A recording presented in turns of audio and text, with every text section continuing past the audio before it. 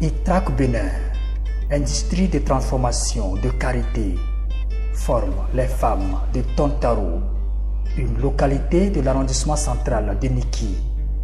Composée de 25 membres, cette coopérative villageoise s'approprie la norme 04 02 001 régissant la production du beurre de karité en République du Bénin. Les femmes ont l'habitude de transformer les amandes de karité en beurre selon l'ancienne méthode. Elles n'ont pas la connaissance de la nouvelle méthode. Donc la norme sur le beurre a des spécificités qu'il faut respecter. Et parmi ces spécificités, il y a d'abord le nettoyage ou le lavage des amandes à plusieurs reprises, ce qu'elles ne faisaient pas. On leur a appris ça aujourd'hui. Au cours du cycle de transformation, il y a des étapes inévitables qu'il faut respecter avec des temps réglementaires. On leur a aussi appris ça.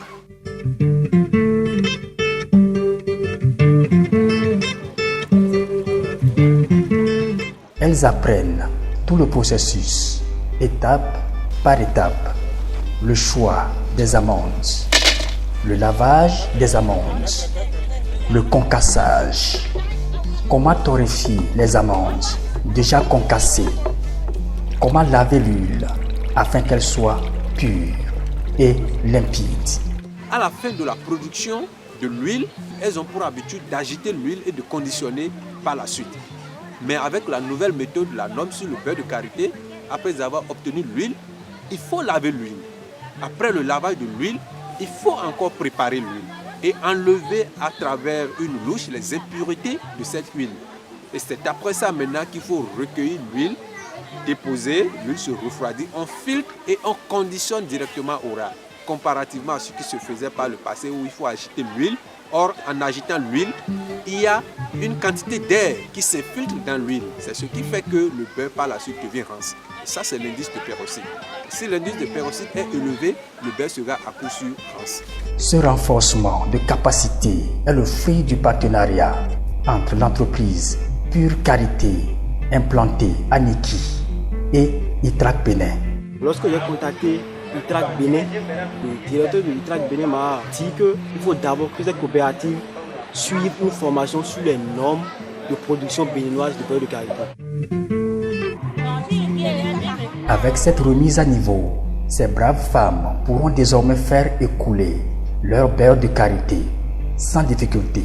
D'ici quelques jours, le beurre de cette coopérative sera sûrement de bonne qualité. Elles pourront facilement commercialiser le beurre de karité.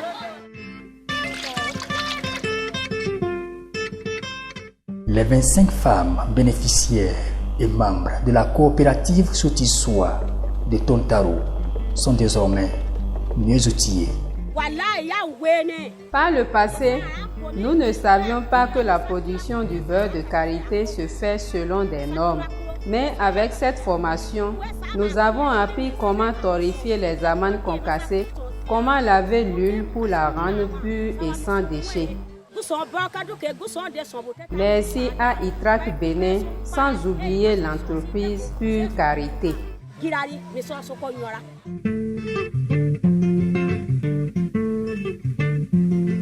Selon le formateur Oumaya Moussa Abdoulaye, une connaissance qui n'est pas partagée n'a pas sa raison d'être.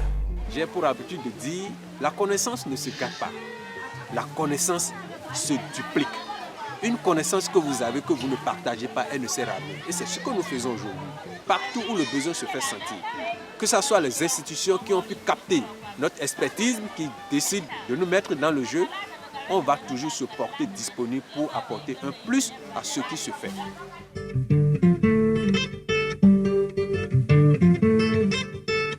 Ce partenariat entrepreneurial entre Pure Karité, implanté ici à Niki, et ITRAC Bénin a tout son sens. Je profite de l'occasion pour dire merci au fondateur de Pure Karité Bénin qui nous a donné ce contrat de renforcement de capacité aux femmes. C'est une jeune entreprise qui est en train de naître. Elle a d'avenir. Nous allons travailler en synergie d'énergie et d'action pour atteindre les objectifs. Visiblement, les objectifs semblent atteints. C'est une fierté de me retrouver d'abord autour des femmes. C'est une fierté. Lorsque la femme est économiquement émancipée, c'est la nation qui en bénéficie.